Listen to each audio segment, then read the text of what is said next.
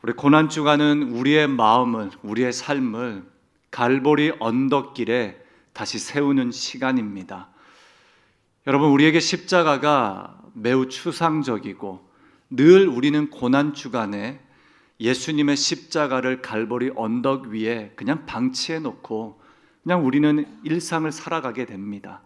그러나 고난주간을 하나님이 허락하신 이유는 다시 한번 우리의 마음, 우리의 생각, 우리의 영성, 우리의 모든 삶의 터전을 십자가 갈보리 언덕 위에서 다시 주님의 시선으로 조명하는 그런 시간임을 믿습니다. 십자가를 우리의 마음에 새기고 몸에 새기며 이 십자가 안에서 우리의 일상을 회복하는 놀라운 은혜가 주어지길 간절히 바랍니다. 여러분, 십자가는 단순히 역사적 사건이 아닙니다. 사복음서에 참 많은 비중을 차지하는 이 십자가 이야기, 특별히 예수님의 3년 공생의 시절 동안 그 시간보다 가장 많은 시간을 할애한 이 짧은 시간, 단 일주일간의 고난 이야기, 그 이유는 무슨 이유입니까? 바로 이 중심엔 하나님의 나라가, 그 하나님 나라의 핵심이 십자가다라는 사실을 보여주고 있는 것입니다. 그래서 이번 주간 우리 담임 목사님과 함께 어떤 말씀으로 함께 준비할까 고민하면서 예수님이 마지막 십자가에서 선포하신 가상 7언, 그 마지막 한마디 한마디를 다루며 우리의 영혼에 갈보리 언덕 위에서 주님이 직접 말씀해 주시는 시간이길 고대하며 기도하며 준비하였습니다. 여러분, 예수님은 약 오전 9시부터 오후 3시까지 6시간 십자가에 달려 계셨습니다. 고통 속에서 가장 먼저 하신 말씀이 무엇입니까? 오늘 여러분들이 읽으신 말씀 있는 그대로입니다. 아버지, 저들을 사하여 주옵시고 자기들이 하는 것을 알지 못하니이다 라고 말씀하십니다. 자기들이 하는 것을 알지 못하는 그 무리들은 어떤 무리들이었습니까? 예수님을 채찍질하고 조롱하며 핍박하며 침을 뱉고 끝까지 예수님을 부인하며 부정하는 사람들이었습니다. 여러분, 그들은 무지해서 그랬습니다. 예수님이 무지한 사람들인데도 불구하고 끝까지 저들을 위하여 어떻게 하십니까? 예수님, 하나님, 저들을 용서하여 주소서라고 고백하시는 겁니다.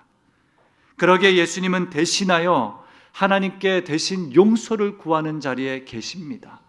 그리고 도저히 구원받을 수 없는 그런 존재들에게 이 구원의 이야기를 선포하고 계십니다. 본문 속에서 예수님을 조롱하고 정죄하던 이들은 누구입니까? 오늘 참 많은 부류들이 나옵니다. 첫 번째는 군중들입니다. 십자가에 못을 박아라 외치면서 이들은 그냥 흐름을 따라 소리치며 살기를 가지고 예수님을 죽이고자 합니다. 이들은 무지했습니다. 아무것도 몰랐습니다. 그 다음 대상은 누구입니까? 빌라도입니다. 예수님이 무죄인지를 알면서도 사람들의 이야기에 그냥 휩쓸려 내려가 사람들의 뜻에 따라 예수님을 그저 건네줍니다. 너희들이 알아서 해라는 거죠. 그 다음 백성과 관원들이 나옵니다. 저들은 구경꾼들이었습니다. 구경꾼들이었지만 예수님을 비웃는 자리에 섭니다. 여러분, 그 다음 군병들입니다. 군병들은 끝까지 예수님을 직접적으로 만나고 접한 사람들입니다. 이들은 신포도주를 들이밀고 유대인의 왕이면 제발 좀 내려와 봐라 라고 말합니다. 여러분, 이 군인들은 누구의 군사들이었습니까? 로마 군인들이었습니다.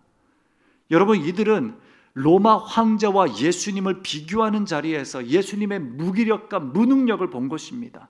제발 좀 내려와 봐라 라는 것이죠. 그리고 마지막 행악자들, 예수님 옆에 선 두 강도. 이제 내일 이 두 강도에 대해서 함께 나누겠지만 이 강도들이 뭐라고 합니까? 동일하게 너가 그리스도라면 나도 한번 구원해보고 너도 한번 스스로 구원해보면 어떠냐라고 제안을 합니다. 여러분, 이들은 처음부터 끝까지 예수님의 메시아됨을 몰랐습니다. 무지한 사람들이었습니다. 예수님이 무엇을 하셨는지, 무엇을 위해 오셨는지, 어떤 일을 위해서 십자가에 달려 계시는지를 몰랐던 것이죠. 그러나 이들을 위하여, 이 조롱하는 사람들을 위하여 예수님은 기꺼이 끝까지 십자가에서 선포한 첫 마디가 무엇입니까? 아버지, 저들을 사하여 주옵소서라고 외치십니다. 왜 예수님은 침묵 속에서 그런 고난을 감당하시며 왜 도저히 이해할 수 없는 상황 속에서도 저들을 용서하십니까? 이유는 딱 한 가지입니다. 단 한 가지. 예수님은 처음부터 끝까지 용서하기 위해 오셨기 때문입니다. 예수님의 오심의 목적은 용서로 말미암는 구원의 역사이기 때문입니다. 하나님이 예수님을 이 땅으로 보내신 이유가 처음부터 끝까지 용서였습니다. 그래서 시편 86편 5절에 이렇게 말씀합니다. 주는 선하사 사죄하기를 즐거워하시며 주께 부르짖는 자에게 인자함이 후하심이니이다. 주님께 부르짖는 모든 자들에게 후하게 인자함으로 받아주시는데 사죄하기를 즐거워하신다는 겁니다. 만일 여러분 예수님이 사죄하기를 기뻐하시지 않으신다면 어땠을까요? 저와 여러분은 이 자리에 존재할 수가 없는 것이죠. 예수님은 사죄하기를 기뻐하셨습니다. 기꺼이 그 길을 걸어가셨습니다. 그리고 십자가 위에서 말도 할 수 없는 그 지극한 고난과 고독 속에 저 영혼들의 죄를 사하여 주도록 간구하셨습니다. 여러분, 그렇다면 예수님이 용서하실 때 저와 여러분들의 삶에 나타나는 놀라운 은혜가 있습니다. 그 은혜가 무엇입니까? 바로 예수님의 용서, 그 예수님의 용서를 따라 저와 여러분도 긍휼의 마음으로 용서의 자리에 설 수 있다라는 겁니다. 히브리서 9장 22절에 이렇게 말씀합니다. 율법을 따라 거의 모든 물건이 피로써 정결하게 되나니 피 흘림이 없은즉 사함이 없느니라. 아멘. 예수님이 저와 여러분을 용서하실 때 단순히 허물을 덮어주신 것이 아닙니다. 우리의 과거를, 우리의 잘못을 단순히 지워주신 것이 아닙니다. 히브리서에서 뭐라고 말씀하십니까? 핏값으로 정결케 하는 피로 우리를 위하여 피를 흘리시사 대속의 역사와 사건으로 용서라는 위대한 일을 행하셔 주신 것입니다. 그러므로 저와 여러분들의 용서는 그냥 말 그대로 용서가 아니라 어떻게 해요? 대속적 죽음을 기반으로 하는 용서입니다. 결과적으로 주님은 우리의 모든 죄를 용서하실 수 있게 된 겁니다. 저와 여러분들의 그 어떤 죄도 주님은 용서하실 수 있는 것입니다. 그러므로 우리도 우리의 삶에 놓여진 모든 사람들, 모든 상황들을 용서할 수 있습니다. 왜냐? 주님은 저와 여러분들의 모든 것도 용서할 수 있는 분이시기 때문입니다. 근데 그 용서는 구속적인 대가를 치르신 용서입니다. 이 용서가 저와 여러분들의 삶에 주어진 것입니다. 여러분, 에베소서 4장 32절에 이렇게 우리에게 권면합니다. 서로 친절하게 하며 불쌍히 여기며 서로 용서하기를 하나님이 그리스도 안에서 너희를 용서하심과 같이 하라. 아멘. 예수님이 십자가의 마지막 순간을 맞이할 때 저들의 죄를 사하여 달라고 고백하실 때에는 그냥 내가 너를 사하여 준다라는 이야기로 끝나고 싶지 않으셨던 겁니다. 저희를 그 십자가, 그 골고다 언덕길로 초대하시며 오늘날 우리에게 주시는 메시지는 무엇입니까? 내가 예수 그리스도를 통하여 너희를 사하여 준 것 같이 너희도 사는 자로 살아가면 좋겠다라는 겁니다. 그래서 마태복음 6장 15절에 너희들이 서로 용서하지 아니하면 나 하나님도 너희를 용서하지 아니하겠다 말씀하십니다. 여러분, 있는 그대로 주님은 오늘 우리에게 말씀하시는 겁니다. 너희가 사람의 잘못을 용서하지 아니하면 아버지께도 너희 잘못을 용서하지 아니하겠다. 저와 여러분은 어떤 용서를 받은 사람입니까? 구속적 대가로 피 흘림의 용서를 받은 사람들입니다.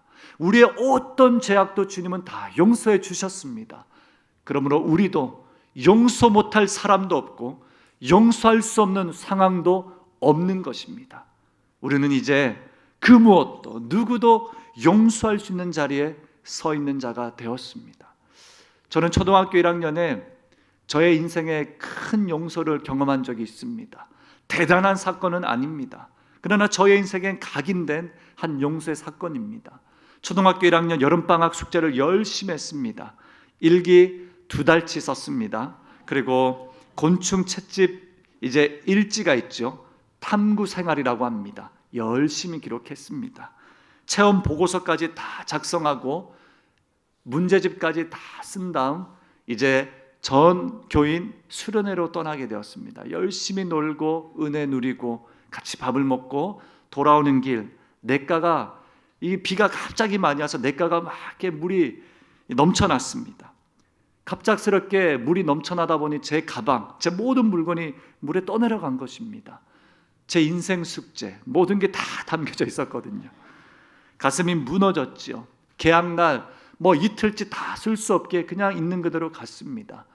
숙제를 하지 않았던 저와 그리고 2명의 친구, 총 3명이 앞으로 나오게 되었습니다. 체벌을 받고 매도 맞고 선생님이 화난 목소리로 밖에 가서 10바퀴 뛰고 오라라고 하셨습니다. 제가 삼덕 초등학교를 다녔습니다. 꽤 큰 운동장입니다. 열심히 뛰고 있는데 3바퀴 정도 되었을까? 선생님이 저를 조심스레 찾아오셨습니다. 저를 부르시더라고요. 병훈아, 너가 목사님 아들이어서 너를 믿은 것이 아니다. 나는 처음부터 끝까지 너를 믿었고 신뢰했다. 그분도 크리스찬이었거든요. 제가 목사 아들인 줄 알았고요. 얼마나 속상했을지 다 알고 있다. 그러나 너를 의심해서가 아니라 나는 너를 신뢰하고, 그러나 또 약속이 얼마나 소중한지를 알려주고 싶어서 내가 체벌할 수밖에 없었다. 미안해 라고 하시며 그만둬라도 돼. 그리고 물 한 잔 건네주셨습니다. 제 인생에 처음 경험하는 용서였습니다. 저의 인생에 각인된 이 사건을 통해서 용서란 사람을 신뢰하는 자리에 서는 거구나 생각을 하게 됩니다. 용서란 나를 믿어주는 것입니다.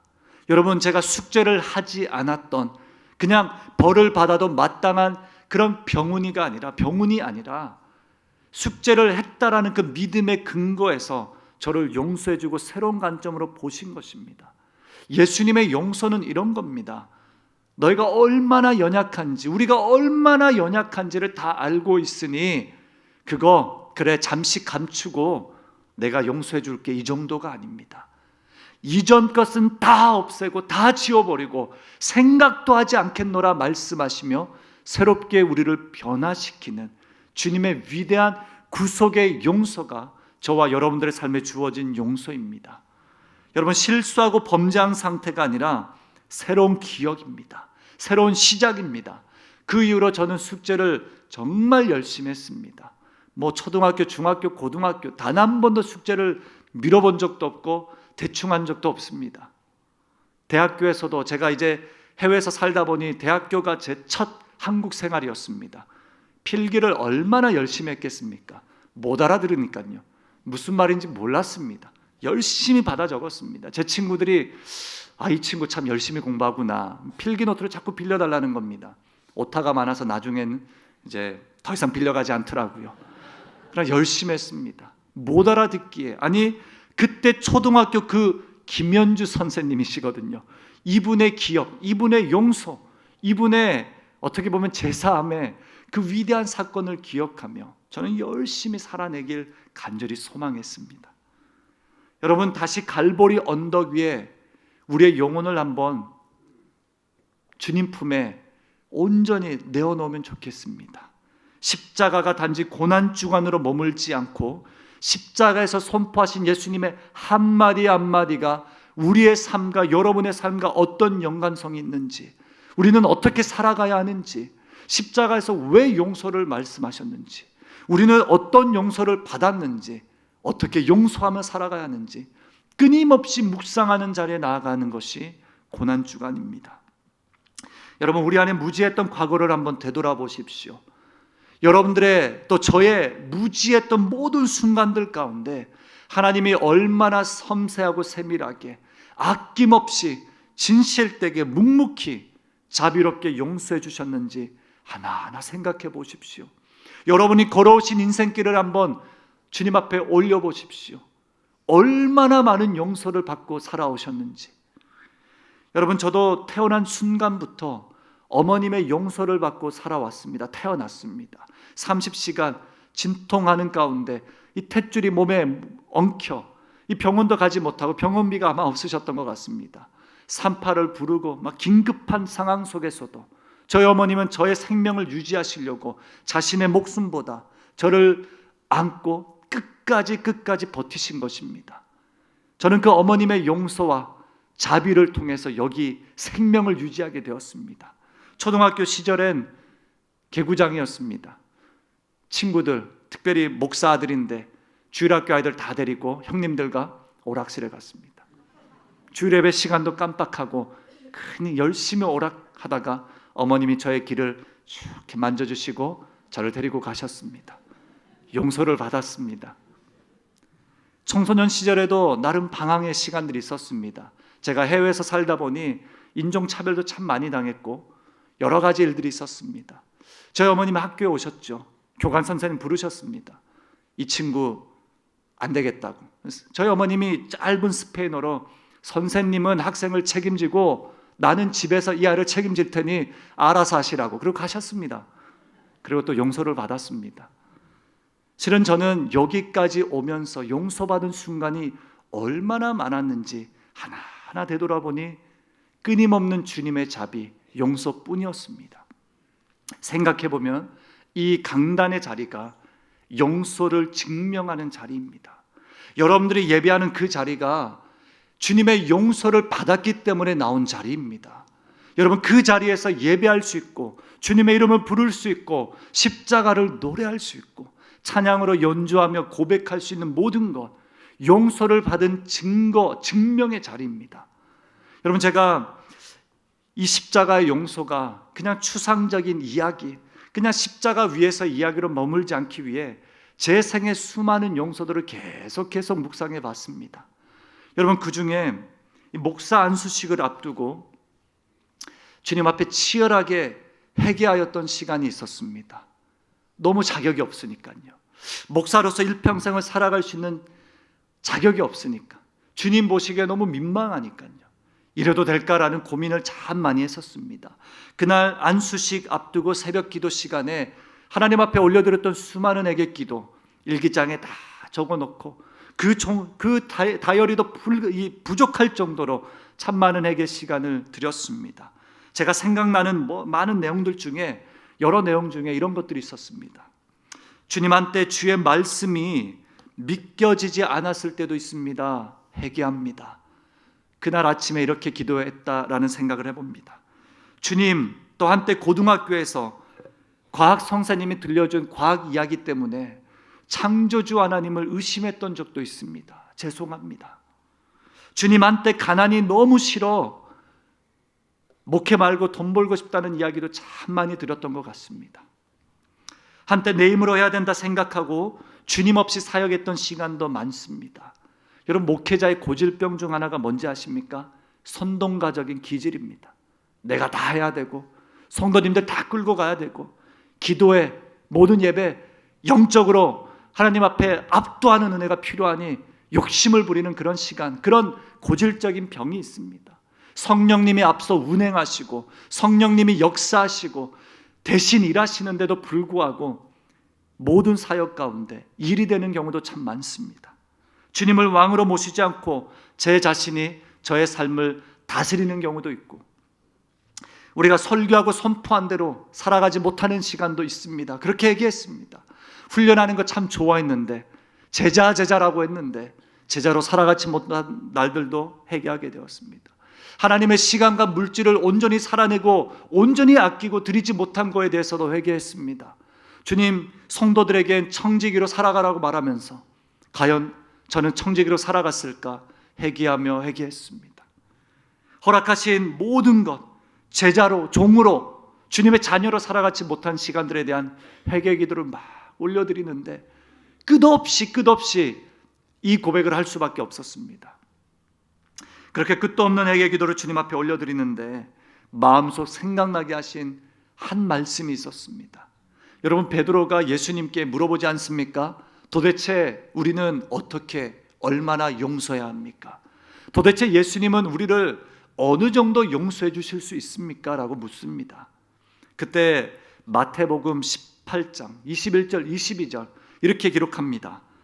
그때 베드로가 나와 이르되 주여, 형제가 내게 죄를 범하면 몇 번이나 용서하여 주리이까?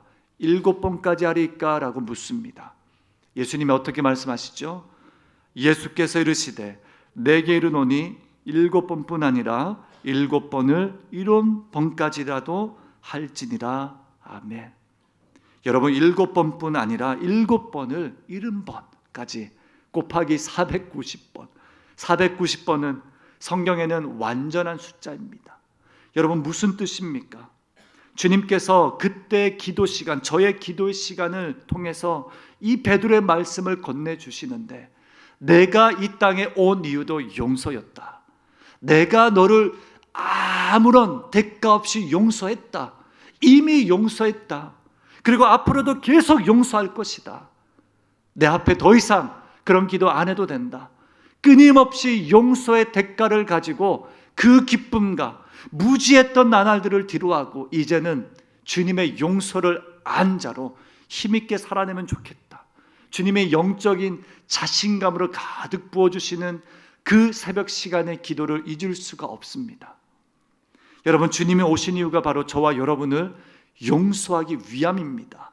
그냥 용서가 아니라 대속의 대가를 치르시며 핏값을 흘리시면서까지 목숨을 건네시는 용서입니다.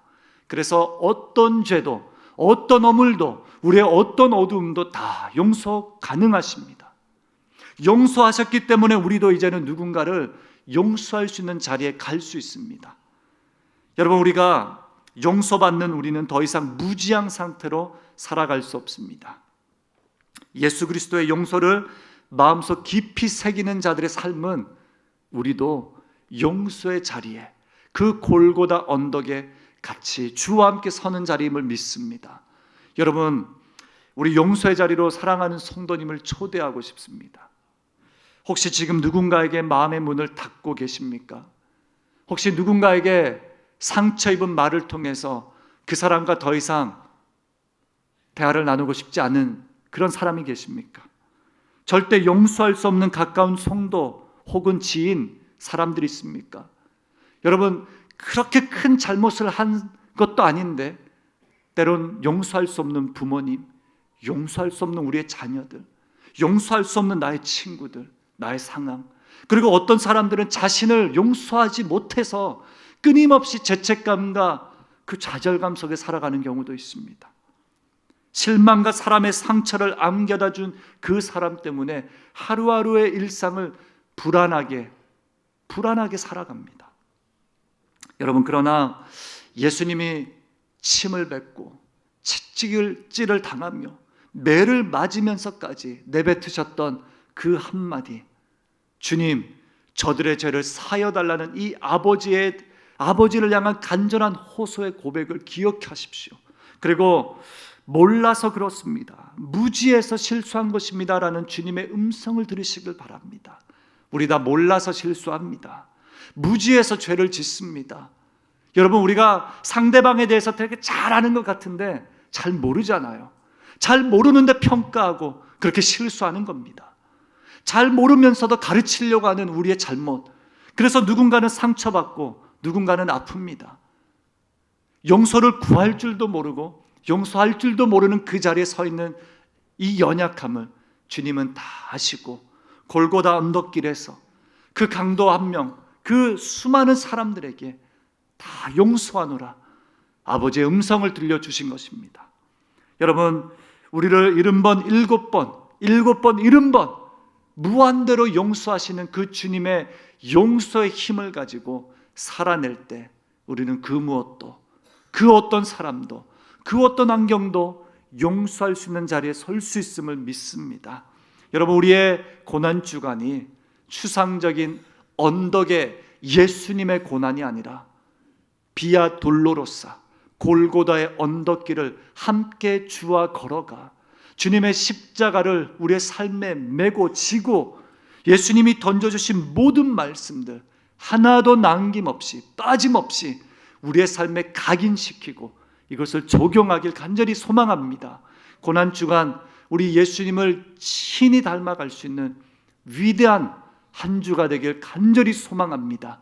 그 첫 번째 용서입니다.